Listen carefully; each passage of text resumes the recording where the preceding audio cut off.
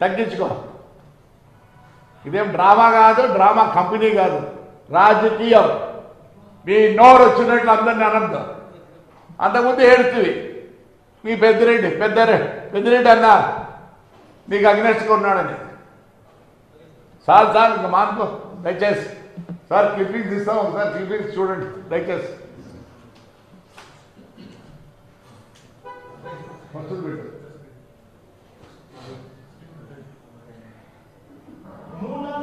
ఇది నా bus accident అయినప్పుడు ఆయన ఫోరెన్సిక్ రిపోర్ట్ అప్పుడే ఇవ్వమంటాడు.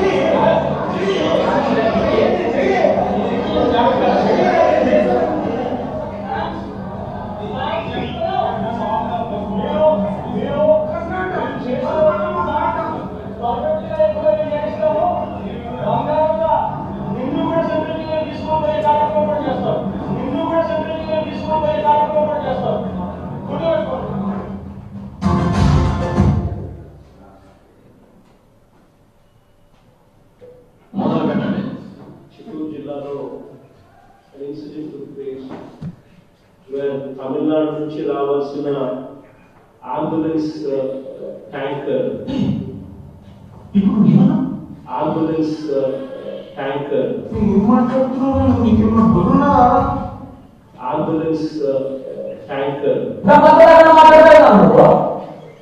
సరైన సమయానికి రాలేకపోయినందువల్ల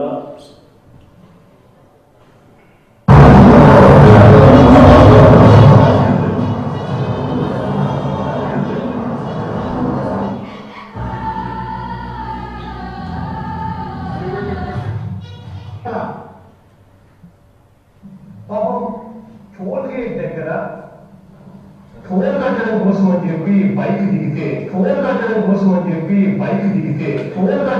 అని చెప్పి బైక్ దిగితే నలుగురు వచ్చి బైక్ పంచర్ చేసి ఆయన అక్కడే ఉండేట్టుగా చేసి ఆ పంచర్ రిపేర్ చేస్తాము అని చెప్పి పక్కకు తీసుకెళ్ళి రేప్ చేసి కాల్చి.